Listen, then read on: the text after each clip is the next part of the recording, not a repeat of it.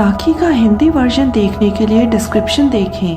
ਕਰੂਨ ਨੇ ਗੁਰੂ ਜੀ ਸਾਹਮਣੇ ਸਿਰ ਝੁਕਾ ਕੇ ਗੁਰੂ ਜੀ ਨੂੰ ਪ੍ਰਣਾਮ ਕੀਤਾ ਅਤੇ ਕਿਹਾ, ओ हिंदुस्तानी फकीर, ऐ मेरी खुशनसीबी हन कि आप मेरे राज विच आए। कृपा करके मैनू आशीर्वाद देवो, जे करके मैनू भी अल्लाह दी राह मिले।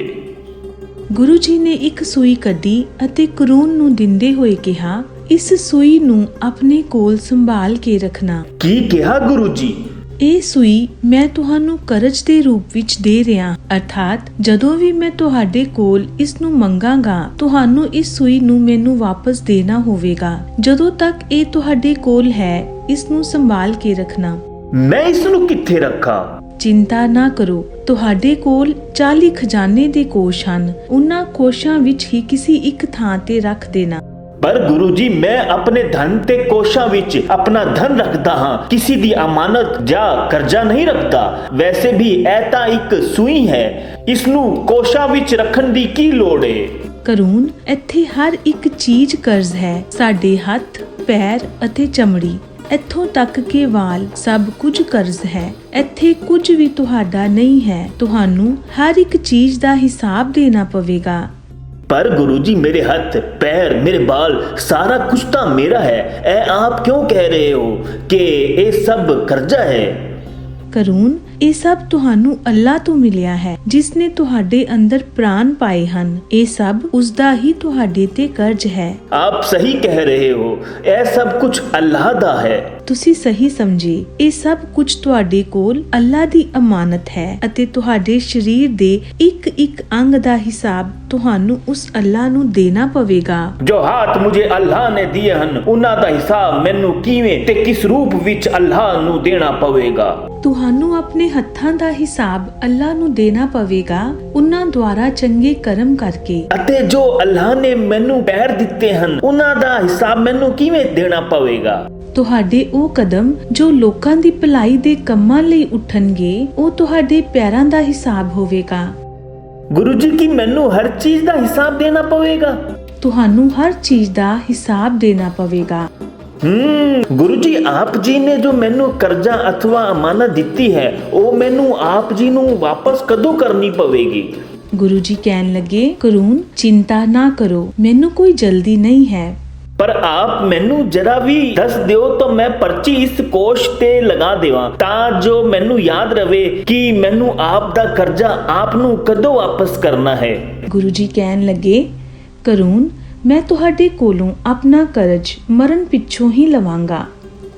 ਤੁਸੀਂ ਕਿਹੋ ਜਿਹੀ ਗੱਲਾਂ ਕਰ ਰਹੇ ਹੋ? ਮਰਨ ਉਪਰੰਤ ਇਨਸਾਨ ਕੁਝ ਵੀ ਤਾਂ ਆਪਣੇ ਨਾਲ ਨਹੀਂ ਲੈ ਜਾ ਸਕਦਾ। ਮਰਨ ਪਿੱਛੋਂ ਸਾਡੇ ਨਾਲ ਕੁਝ ਵੀ ਨਹੀਂ ਜਾਂਦਾ। ਅਸੀਂ ਖਾਲੀ ਹੱਥ ਆਏ ਸੀ ਤੇ ਖਾਲੀ ਹੱਥ ਹੀ ਇਸ ਦੁਨੀਆ ਤੋਂ ਜਾਵਾਂਗੇ। ਆਪ ਜੀ ਦੀ ਸੂਈ ਮੇਰੇ ਨਾਲ ਕਿਵੇਂ ਜਾਏਗੀ?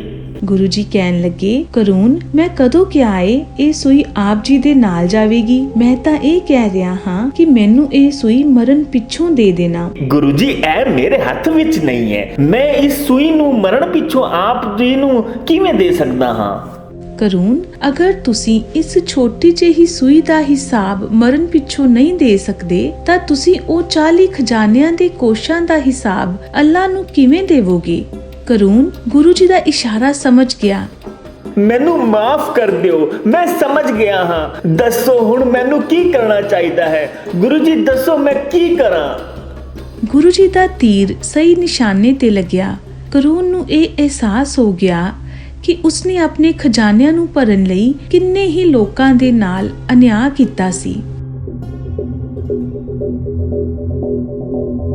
ਗੁਰੂ ਜੀ ਕਰੂਨ ਨੂੰ ਕਹਿਣ ਲੱਗੇ, ਕਰੂਨ, ਸ਼ਾਂਤ ਹੋ ਜਾਓ, ਚਿੰਤਾ ਨਾ ਕਰੋ। ਹਰੇਕ ਇਨਸਾਨ ਜਦੋਂ ਧਰਤੀ ਤੇ ਆਂਦਾ ਹੈ ਤਾਂ ਉਸ ਦਾ ਇੱਕ ਕਾਰਨ ਜਾਂ ਉਦੇਸ਼ ਹੁੰਦਾ ਹੈ ਅਤੇ ਉਹ ਉਦੇਸ਼ ਉਸ ਖੁਦ ਹੀ ਲੱਭਣਾ ਪੈਂਦਾ ਹੈ। ਤੁਸੀਂ ਵੀ ਲੱਭੋ, ਤੁਹਾਡਾ ਕੀ ਉਦੇਸ਼ ਹੈ?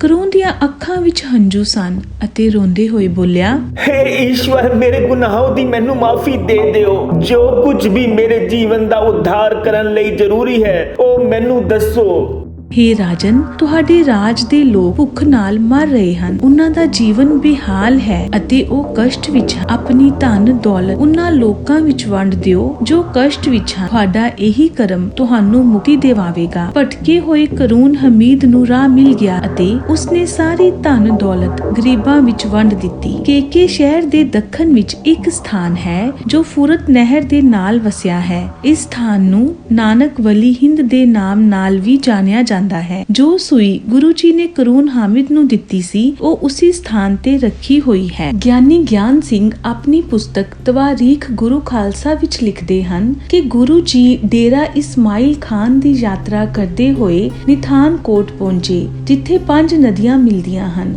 ਨਿਥਾਨਕੋਟ ਤੋਂ ਨਦੀ ਕਿਨਾਰੇ ਚਲਦੇ ਹੋਏ ਗੁਰੂ ਜੀ ਨੇ ਉੱਥੋਂ ਦੇ ਲੋਕਾਂ ਨੂੰ ਅਸ਼ੀਰਵਾਦ ਦਿੱਤਾ। ਰੋਰੀ ਸ਼ਹਿਰ ਤੋਂ ਨਿਕਲ ਕੇ ਉਹ ਸੁਕਰ ਦੇ ਇੱਕ ਦੀਪ ਪਹੁੰਚੇ। ਬਾਬਾ ਵਖਨਾਂਦੀ ਦਾ ਜੋ ਉਦਾਸੀ ਪੰਥ ਜਿਸ ਨੂੰ ਬਾਬਾ ਸ਼੍ਰੀ ਚੰਦ ਜੀ ਨੇ ਬਣਾਇਆ ਸੀ ਉਸ ਦੇ ਇੱਕ ਸਦੱਸਿਆ ਸਨ। ਉਹਨਾਂ ਨੇ ਇਸ ਸਥਾਨ ਨੂੰ ਖੋਜਿਆ ਅਤੇ ਇੱਕ ਮੱਠ ਦੀ ਸਥਾਪਨਾ ਕੀਤੀ ਜਿਸ ਦਾ ਨਾਮ ਸਦਬੇਲਾ ਹੈ। ਇਸ ਸਥਾਨ ਦਾ ਸਿੰਧ ਦੇ ਲੋਕਾਂ ਵਿੱਚ ਇੱਕ ਵਿਸ਼ੇਸ਼ ਸਥਾਨ ਹੈ। ਇਸ ਦੀਪ ਤੋਂ ਨਿਕਲ ਕੇ ਗੁਰੂ ਜੀ ਕਰਾਚੀ ਬੰਦਰਗਾਹ ਤੇ ਪਹੁੰਚੇ। ਗੁਰੂ ਜੀ ਦੀ ਯਾਦ ਵਿੱਚ ਇੱਥੇ ਗੁਰਦੁਆਰਾ ਸ਼੍ਰੀ ਅਕਾਲ ਬੁੰਗਾ ਬਣਵਾਇਆ ਗਿਆ। ਕਰਾਚੀ ਤੋਂ ਨਿਕਲ ਕੇ ਗੁਰੂ ਜੀ ਸਮੁੰਦਰੀ ਮਾਰਗ ਤੋਂ ਏਡੇਨ ਪਹੁੰਚੇ। ਏਡੇਨ ਵਿੱਚ ਇੱਕ ਵੱਡੇ ਕਿਲੇ ਦੇ ਕੋਲ ਗੁਰੂ ਜੀ ਦੀ ਯਾਦ ਵਿੱਚ ਇੱਕ ਸੁੰਦਰ ਇਮਾਰਤ ਬਣਾਈ ਗਈ ਅਤੇ ਈਵ ਦੀ ਕਬਰ ਦੇ ਕੋਲ ਠਹਿਰੇ। ਇਸੇ ਸਥਾਨ ਨੂੰ ਨਾਨਕ ਸ਼ਾਹ ਕਲੰਦਰ ਕਿਹਾ ਜਾਂਦਾ ਹੈ। ਤਾਜੁਦੀਨ ਲਿਖਦੇ ਹਨ ਕਿ ਲਗਭਗ 22 ਕਿਲੋਮੀਟਰ ਦੂਰ ਗੁਰੂ ਜੀ ਇੱਕ ਕਾਫਿਲੇ ਦੇ ਅੱਗੇ ਚੱਲਣ ਲੱਗੇ। ਉਸ ਕਾਫਲੇ ਦਾ ਮੁਖੀ ਸ਼ਾਹ ਸ਼ਰਫ ਨਾਮਕ ਇੱਕ ਵਿਅਕਤੀ ਸੀ ਜੋ ਪਾਨੀਪਤ ਹਿੰਦੁਸਤਾਨ ਵਿੱਚ ਸੀ। ਸ਼ਾਹ ਸ਼ਰਫ ਨੇ ਆਪਣੇ ਊਠ ਚਾਲਕ ਨੂੰ ਕਿਹਾ, ਇਹ ਕੌਣ ਹੈ ਜੋ ਅੱਗੇ ਅੱਗੇ ਚੱਲ ਰਿਹਾ ਹੈ? ਊਠ ਚਾਲਕ ਨੇ ਗੁਰੂ ਜੀ ਨੂੰ ਪੁੱਛਿਆ, ਆਪ ਕੌਣ ਹੈ? ਨਾ ਮੈਂ ਹਿੰਦੂ ਹਾਂ ਤੇ ਨਾ ਹੀ ਮੁਸਲਮਾਨ। ਮੇਰਾ ਸਰੀਰ 5 ਤੱਤਾਂ ਨਾਲ ਬਣਿਆ ਹੈ। ਲੋਕ ਇਸ ਨੂੰ ਨਾਨਕ ਕਹਿੰਦੇ ਹਨ। ਜਨਾਬ, ਇਹ ਵਿਅਕਤੀ ਮੈਨੂੰ ਹਿੰਦੂ ਲੱਗਦਾ ਹੈ। ਸ਼ਾਹ ਊਠ ਤੋਂ ਥੱਲੇ ਉਤਰੇ ਅਤੇ ਗੁਰੂ ਜੀ ਨੂੰ ਕਹਿਣ ਲੱਗੇ, ਆਪ ਕਿੱਥੇ ਜਾ ਰਹੇ ਹੋ? ਜਿੱਥੇ ਆਪ ਸਾਰੇ ਲੋਕ ਜਾ ਰਹੇ ਹੋ। ਸ਼ਾਹ ਨੂੰ ਜਲਦੀ ਇਹ ਅਨੁਭਵ ਹੋ ਗਿਆ ਕਿ ਗੁਰੂ ਜੀ ਇੱਕ ਪਹੁੰਚੇ ਹੋਏ ਸੰਤ ਹਨ ਅਤੇ ਇਹ ਸੋਚ ਕੇ ਉਸਨੇ ਗੱਲਬਾਤ ਕਰਨੀ ਸ਼ੁਰੂ ਕੀਤੀ। ਉਹਨਾਂ ਨੇ ਗੁਰੂ ਜੀ ਨੂੰ ਪ੍ਰਸ਼ਨ ਪੁੱਛਣੇ ਸ਼ੁਰੂ ਕੀਤੇ। ਬੇਰਾਗ ਜਾਂ ਫਕੀਰੀ ਕਿੱਥੋਂ ਸ਼ੁਰੂ ਹੁੰਦੀ ਹੈ? ਜਦੋਂ ਇਨਸਾਨ ਆਪਣਾ ਅਹਿਮ ਤਿਆਗ ਦਿੰਦਾ ਹੈ ਉੱਥੋਂ ਫਕੀਰੀ ਸ਼ੁਰੂ ਹੁੰਦੀ ਹੈ। ਫਕੀਰੀ ਕਿੱਥੋਂ ਖਤਮ ਹੁੰਦੀ ਹੈ? ਫਕੀਰੀ ਦਾ ਅੰਤ ਅੱਲਾ ਨੂੰ ਪਾ ਕੇ ਹੁੰਦਾ ਹੈ। ਫਕੀਰਾਂ ਦੀ ਚਾਬੀ ਕੀ ਹੈ ਜਿਸ ਦੇ ਨਾਲ ਖੁਦਾ ਦੇ ਘਰ ਦੇ ਰਸਤੇ ਖੁੱਲ ਜਾਂਦੇ ਹਨ? ਖੁਦਾ ਨੂੰ ਪਾਣ ਦਾ ਇੱਕ ਹੀ ਰਸਤਾ ਹੈ, ਉਸ ਦਾ ਸਿਮਰਨ। ਉਹ ਕਿਹੜੀ ਚੀਜ਼ ਹੈ ਜੋ ਖੁਦਾ ਦੇ ਮਾਰਗ ਤੋਂ ਭਟਕਣ ਤੋਂ ਬਚਾਉਂਦੀ ਹੈ? ਉਸ ਦੀ ਬੰਦਗੀ, ਉਸ ਦੀ ਪੂਜਾ। ਇੱਕ ਫਕੀਰ ਲਈ ਕਬਰ ਕੀ ਹੈ? ਨਿਮਰਤਾ। ਫਕੀਰ ਦਾ ਖਜ਼ਾਨਾ ਕਿੱਥੇ ਹੈ? ਭਗਤਾਂ ਦੀ ਸੰਗਤ ਫਕੀਰ ਦੇ ਲਈ ਖਜ਼ਾਨਾ ਹੈ। ਇੱਕ ਫਕੀਰ ਲਈ ਵਿਕਾਸ ਕੀ ਹੈ? ਗਿਆਨ। ਫਕੀਰ ਲਈ ਖੁਸ਼ੀ ਕੀ ਹੈ? ਕਿਸ ਗੱਲ ਨਾਲ ਉਸ ਨੂੰ ਖੁਸ਼ੀ ਮਿਲ ਸਕਦੀ ਹੈ? ਈਸ਼ਵਰ ਨੂੰ ਪਾਣਾ ਹੀ ਉਸ ਲਈ ਖੁਸ਼ੀ ਹੈ। ਫਕੀਰ ਦਾ ਭੋਜਨ ਕੀ ਹੈ? ਸੱਚ। ਫਕੀਰ ਦਾ ਗਹਿਣਾ ਕੀ ਹੈ? ਜੀਵਤ ਰਹਿੰਦੇ ਹੋਏ ਮ੍ਰਿਤ ਹੋਣਾ, ਭਾਵ ਜਿਸ ਵਿਅਕਤੀ ਤੇ ਮੋਹ ਮਾਇਆ ਦਾ ਕੋਈ ਪ੍ਰਭਾਵ ਨਾ ਹੋਵੇ। ਫਕੀਰ ਲਈ ਆਰਾਮ ਕੀ ਹੈ? ਈਸ਼ਵਰ ਤੇ ਵਿਸ਼ਵਾਸ। ਫਕੀਰ ਦਾ ਧਰਮ ਕਿੱਥੇ ਹੈ? ਲਾਪਰਵਾਹ ਹੋਣਾ। ਸੱਚਾ ਫਕੀਰ ਘਰ ਦੇ ਬਾਰੇ ਨਹੀਂ ਸੋਚਦਾ, ਉਸ ਲਈ ਇਹ ਗੱਲ ਬਹੁਤ ਮਾਮੂਲੀ ਹੈ। ਇਸ ਜੀਵਨ ਰੂਪੀ ਸਾਗਰ ਵਿੱਚ ਫਕੀਰ ਦੀ ਬੇੜੀ ਕੀ ਹੈ? ਉਸ ਦੇ ਚੰਗੇ ਕਰਮ। ਇੱਕ ਫਕੀਰ ਨੂੰ ਕੀ ਆਜ਼ਾਦ ਕਰਦਾ ਹੈ? ਉਸ ਦਾ ਦ੍ਰਿੜ ਵਿਸ਼ਵਾਸ। ਇੱਕ ਫਕੀਰ ਦੇ ਲਈ ਜੀਵਨ ਦਾ ਮੂਲ ਕੀ ਹੈ? ਨਿਆਂ। ਈਸ਼ਵਰ ਕਿਵੇਂ ਤੇ ਕਿੱਥੇ ਦਿਖਦਾ ਹੈ? ਉਹ ਇੱਕ ਹੈ ਅਤੇ ਸਿਰਫ ਇੱਕ। ਇਸ ਲਈ ਕਿਸੇ ਨਾਲ ਨਾ ਕੋਈ ਤੁਲਨਾ ਹੈ ਤੇ ਨਾ ਹੀ ਉਸ ਦੇ ਬਾਰੇ ਕੋਈ ਵਿਵਰਣ ਦੇ ਸਕਦਾ ਹੈ। ਸ਼ਾਹ ਸ਼ਰਫ ਗੁਰੂ ਜੀ ਦੀਆਂ ਗੱਲਾਂ ਨਾਲ ਬਹੁਤ ਪ੍ਰਭਾਵਿਤ ਹੋਏ ਅਤੇ ਉਹਨਾਂ ਨੇ ਕਿਹਾ, ਬਹੁਤ ਲੋਕ ਫਕੀਰਾਂ ਦੀ ਪੋਸ਼ਾਕ ਪਹਿਨਦੇ ਹਨ ਅਤੇ ਉਹ ਉਸ ਨੂੰ ਪਹਿਨ ਕੇ ਇਹ ਸਮਝਦੇ ਹਨ ਕਿ ਉਹ ਦੂਜੇ ਨਾਲ ਉੱਤਮ ਹਨ। ਇੱਕ ਇਨਸਾਨ ਸਿਰਫ ਫਕੀਰਾਂ ਦੇ ਕੱਪੜੇ ਪਾ ਕੇ ਹੀ ਸੱਚਾ ਫਕੀਰ ਨਹੀਂ ਬਣ ਸਕਦਾ। ਇਹ ਜਿਹੇ ਲੋਕ ਪਾਖੰਡੀ ਹਨ ਅਤੇ ਇਹ ਜਿਹੇ ਲੋਕ ਨਾ ਤਾਂ ਆਪਣੇ ਪਰਿਵਾਰ ਦੇ ਹੋ ਸਕਦੇ ਹਨ ਤੇ ਨਾ ਹੀ ਫਕੀਰ ਬਣ ਸਕਦੇ ਹਨ। ਮੇਰੇ ਦਿਮਾਗ ਵਿੱਚ ਇੱਕ ਪ੍ਰਸ਼ਨ ਆ ਰਿਹਾ ਹੈ, ਫਕੀਰ ਜੋ ਕੱਪੜੇ ਪਾਉਂਦਾ ਹੈ ਅਤੇ ਜਿਹੋ ਜਿਹਾ ਆਪਣਾ ਰੂਪ ਰੱਖਦਾ ਹੈ ਉਸ ਦਾ ਕੀ ਉਦੇਸ਼ ਹੈ? ਉਹ ਸ਼ਾਹ ਸ਼ਰਫ ਫਕੀਰੀ ਅੰਦਰੋਂ ਜਨਮ ਲੈਂਦੀ ਹੈ ਉਹ ਫਲਾਂ ਦੇ ਸਾਰ ਵਾਂਗ ਹੈ ਜੋ ਬਾਹਰ ਦਿਖਣ ਤੋਂ ਪਹਿਲਾਂ ਦਰਖਤ ਦੇ ਅੰਦਰ ਉਗਦਾ ਹੈ। ਇੱਕ ਸੱਚੇ ਫਕੀਰ ਦੇ ਲਈ ਇਹ ਮਹੱਤਵਪੂਰਨ ਨਹੀਂ ਕਿ ਉਹ ਪਰਿਵਾਰਕ ਜੀਵਨ ਵਿੱਚ ਰਹਿੰਦਾ ਹੈ ਜਾਂ ਵਿਰਾਗੀ ਹੋ ਕੇ ਰਹਿੰਦਾ ਹੈ। ਜੇਕਰ ਇਨਸਾਨ ਫਕੀਰੀ ਪਹਿਰਾਵਾ ਰੱਖਦਾ ਹੈ ਪਰ ਉਸ ਦਾ ਮਨ ਸੰਸਾਰਕ ਕਿਰਿਆਵਾਂ ਵਿੱਚ ਰਹਿੰਦਾ ਹੈ ਤਾਂ ਉਸ ਦਾ ਫਕੀਰ ਹੋਣਾ ਸਿਰਫ ਇੱਕ ਦਿਖਾਵਾ ਹੈ। ਸ਼ਾਹ ਸ਼ਰਫ ਗੁਰੂ ਜੀ ਦੇ ਉੱਤਰਾਂ ਨਾਲ ਬਹੁਤ ਪ੍ਰਭਾਵਿਤ ਹੋਏ ਅਤੇ ਆਪਣੇ ਸਾਥੀਆਂ ਕੋਲ ਵਾਪਸ ਚਲੇ ਗਏ। ਭਾਈ ਮਰਦਾਨਾ ਜੀ ਅਤੇ ਗੁਰੂ ਜੀ ਵੀ ਉਹਨਾਂ ਦੇ ਨਾਲ ਹੋ ਗਏ। ਇੱਕ ਆਦਮੀ ਨੇ ਗੁਰੂ ਜੀ ਨੂੰ ਪੁੱਛਿਆ, ਆਪ ਹਿੰਦੂ ਹੈ ਜਾਂ ਮੁਸਲਮਾਨ? ਗੁਰੂ ਜੀ ਨੇ ਕਿਹਾ, ਮੈਂ ਮੁਸਲਮਾਨ ਨਹੀਂ ਹਾਂ। ਤਾਂ ਫਿਰ ਆਪ ਉੱਥੇ ਨਹੀਂ ਜਾ ਸਕਦੇ। ਮੱਕਾ ਵਿੱਚ ਕੋਈ ਵੀ ਗੈਰ ਮੁਸਲਮਾਨ ਨਹੀਂ ਜਾ ਸਕਦਾ। ਅਗਰ ਆਪ ਉੱਥੇ ਗਏ ਤਾਂ ਆਪ ਨੂੰ ਮਾਰ ਦਿੱਤਾ ਜਾਵੇਗਾ। ਇੱਥੋਂ ਤੱਕ ਤਾਂ ਸਾਨੂੰ ਵੀ ਨਹੀਂ ਛੱਡਿਆ ਜਾਵੇਗਾ। ਗੁਰੂ ਜੀ ਨੇ ਸਾਰਿਆਂ ਨੂੰ ਕਿਹਾ, ਮੱਕੇ ਤੋਂ ਪਹਿਲਾਂ ਅਸੀਂ ਤੁਹਾਡਾ ਸਾਥ ਛੱਡ ਦਿਆਂਗੇ ਅਤੇ ਅਸੀਂ ਆਪਣੀ ਸੁਰੱਖਿਆ ਦੀ ਜ਼ਿੰਮੇਵਾਰੀ ਆਪ ਲੈ ਰਹੇ ਹਾਂ। ਤੁਸੀਂ ਸਾਡੇ ਨਾਲ ਨਹੀਂ ਜਾ ਸਕਦੇ। ਗੁਰੂ ਜੀ ਨੇ ਭਾਈ ਮਰਦਾਨਾ ਜੀ ਨੂੰ ਕਿਹਾ, ਚਲੋ ਇਹਨਾਂ ਨੂੰ ਜਾਣ ਦਿਓ, ਅਸੀਂ ਆਪਣਾ ਰਸਤਾ ਖੁਦ ਲੱਭ ਲਵਾਂਗੇ। ਜੇਕਰ ਸਾਡੀ ਕਿਸਮਤ ਵਿੱਚ ਹੋਵੇਗਾ ਤਾਂ ਅਸੀਂ ਹੱਜ ਯਾਤਰਾ ਜ਼ਰੂਰ ਕਰਾਂਗੇ। ਇਸ ਤੋਂ ਇਲਾਵਾ ਕਿਸੇ ਵੀ ਤੀਰਥ ਸਥਾਨ ਤੇ ਜਾਣਾ ਤਾਂ ਹੀ ਸਾਰਥਕ ਹੁੰਦਾ ਹੈ ਜੇਕਰ ਆਪ ਉੱਥੇ ਅਨੁਗ੍ਰਹਿ, ਪ੍ਰੇਮ ਅਤੇ ਸੇਵਾ ਭਾਵਨਾ ਨਾਲ ਜਾਵੋ। ਜੇਕਰ ਆਪ ਕਿਸੇ ਨਾਲ ਬੁਰਾ ਵਿਵਹਾਰ ਕਰਦੇ ਹੋ, ਕਿਸੇ ਦੀ ਬੇਇੱਜ਼ਤੀ ਕਰਦੇ ਹੋ ਜਾਂ ਕ੍ਰੋਧ ਕਰਦੇ ਹੋ ਤਾਂ ਤੁਸੀਂ ਹਾਜੀ ਨਹੀਂ ਹੋ ਸਕਦੇ।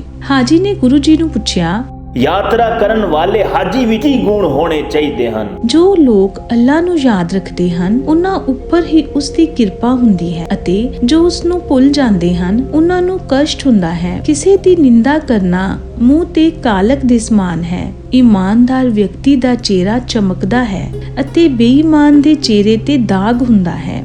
ਝੂਠ ਨਰਕ ਹੈ ਅਤੇ ਸੱਚ ਸਵਰਗ। ਗੁਰੂ ਜੀ ਦੀ ਗੁਰਬਾਣੀ ਸੁਣ ਕੇ ਕਾਫਲਾ ਅੱਗੇ ਚਲਾ ਗਿਆ ਅਤੇ ਗੁਰੂ ਜੀ ਆਪਣੇ ਰਸਤੇ ਤੇ ਚਲੇ ਗਏ। 5 ਮਹੀਨੇ ਬੀਤ ਗਏ। ਸ਼ਾਹ ਸ਼ਰਫ ਦਾ ਕਾਫਿਲਾ ਮੱਕੇ ਪਹੁੰਚਿਆ। ਜਦੋਂ ਉਹ ਉੱਥੇ ਪਹੁੰਚੇ ਤਾਂ ਕਿਸੇ ਨੇ ਉਹਨਾਂ ਨੂੰ ਦੱਸਿਆ, ਭਾਈ ਜਾਨ, ਇੱਥੋਂ 5 ਮਹੀਨੋਂ ਪਹਿਲੇ ਇੱਕ ਹਿੰਦੁਸਤਾਨੀ ਫਕੀਰ ਆਏ ਸਨ ਜਿਨ੍ਹਾਂ ਦੇ ਇੱਥੋਂ ਬਹੁਤ ਅਨੁਆਈ ਹੋ ਗਏ ਹਨ। ਇੱਥੋਂ ਤੱਕ ਕਿ ਰੁਕਨੂਦੀਨ ਵੀ ਉਹਨਾਂ ਦੇ ਮੁਰੀਦ ਹੋ ਗਏ ਹਨ। ਕੌਣ ਸੀ ਉਹ?